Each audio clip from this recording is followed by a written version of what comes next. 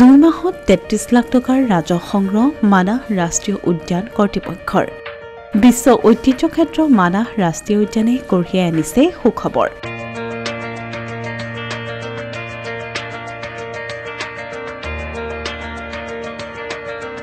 অসমৰ পৰ্যটন ক্ষেত্ৰলৈ এক আশাৰ বতৰা কঢ়িয়াই আনিছে মানাহ ৰাষ্ট্ৰীয় উদ্যানে। 2 মাহত 33 লাখ টকাৰ ৰাজহ সংগ্ৰহ কৰিবলৈ সক্ষম হৈছে মানাহ ৰাষ্ট্ৰীয় উদ্যান কৰ্তৃপক্ষই। ৰাষ্ট্ৰীয় উদ্যানখনলৈ বৰ্তমান পৰ্যন্ত 10,000 পৰ্যটকৰ আগমন ঘটিছে। ইয়াৰ ভিতৰত বিদেশী পৰ্যটক 500 গৰাকী আৰু দেশী পৰ্যটক হৈছে 9,500 গৰাকী। উল্লেখযোগ্য যে পূৰ্বৰ তুলনাত বৃদ্ধি পাইছে মানাহ ৰাষ্ট্ৰীয় উদ্যানলৈ অহা পৰ্যটকৰ সংখ্যা। মানাহলৈ অহা পৰ্যটকসকলে জীপ ছাফাৰী, হাতী ছাফাৰী, ৰিভাৰ ৰাফটিং আদিৰ জৰিয়তে মুক্তমনে মানাহৰ নৈসৰ্গিক সৌন্দৰ্যৰ লগতে জীৱ-জন্তুৰ মুক্ত বিচৰণৰ নান্দনিক দৃশ্য উপভোগ কৰিছে। মানাহৰ বাঁহবাৰী, ভূঞাপাৰা, পাণবাৰী, কুকলুঙকে ধৰি আটাইকেইটা ৰেঞ্জতেই বৰ্তমান পৰ্যন্ত পৰ্যটকৰ আগমন ঘটিয়ে আছে।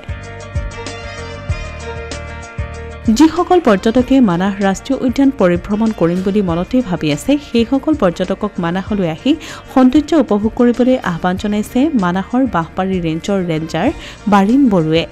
বৰ্তমানলৈকে আমাৰ যি পৰ্যটকৰ উপস্থিতি আমি ভালে দেখা পাইছোঁ। বৰ্তমানলৈকে আমাৰ ৰাজহ সংগ্ৰহ হৈছে এবাউট more than 33 lakhs আৰু আমাৰ পৰ্যটকৰ সংখ্যা দেশী বিদেশী মিলি more than 10,000 বৰ্তমানলৈকে আহিছে। ইয়াৰে বিদেশী আপোনাৰ more than 500 আছে, বাকী এৰাউণ্ড more than 10,000 এইখিনি আমাৰ দেশীয় পৰ্যটক। যদি আমি যোৱা বছৰৰ এই ডাটাটো কম্পেয়াৰ কৰোঁ, তো এইবছৰ আমি পৰিলক্ষিত হৈছে অলপ বঢ়াৰ পৰিলক্ষিত হৈছে, যোৱা বছৰতকৈ অলপ বাঢ়িছে। সুখী হোৱা যেন অনুভৱ হয়। দেখাটো তেখেতলোকে এইবাৰ কিজানি বহুতে টাইগাৰো দেখা পাইছে বা বেলেগ জন্তুবোৰৰ চাইটিং ভাল বুলি কৈ আছে। তো আমি যিমানখিনি শুনিছোঁ, যিসকল আমাৰ গাইড আছে বা আমাৰ জিপচি ছাফাৰী এছ'চিয়েশ্যনৰ মানুহ আছে, তেখেতলোকে কম যদি ৰিভিউ লোৱা হয়, তো তেখেতলোকে কৈছে এইবছৰ চাইটিং ভাল বা পৰ্যটকসকলেও ভাল পাইছে। বৰ্তমানলৈকে হয় চবকেইটা ৰেঞ্জতে কম বেছি পৰিমাণে হ'লেও আহি আছে।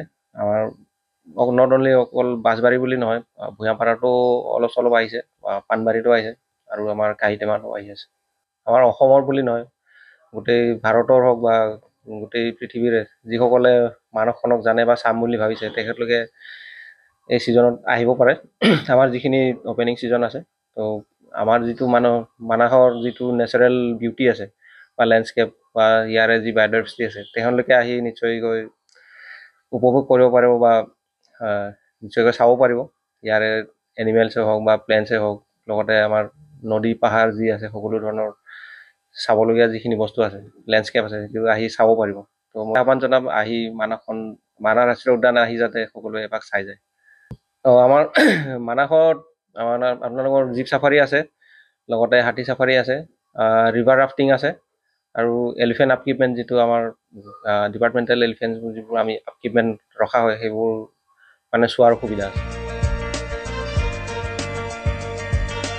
অসমীয়া প্ৰতিদিন ডিজিটেল সংবাদ, মৰিগাঁও।